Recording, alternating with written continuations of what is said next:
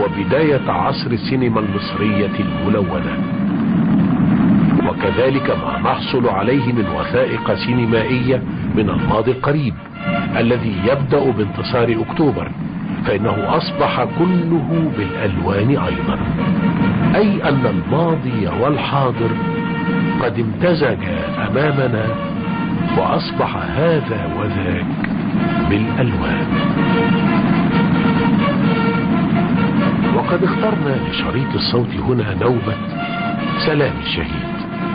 لأنها الأكثر مناسبة في مصاحبة هذه اللقطة التي تستعرض فيها الكاميرا السينمائية القوات المصرية المنتصرة في حرب أكتوبر، لتكون تحية لجموع أرواح الشهداء التي ضحى بها شعب مصر في حربه التي لم تتوقف مع الهجمات الصهيونية الإسرائيلية منذ عام 1948.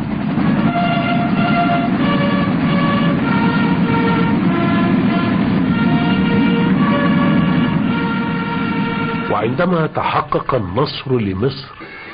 حرص الرئيس السادات على أن تكون حرب أكتوبر هي آخر الحروب،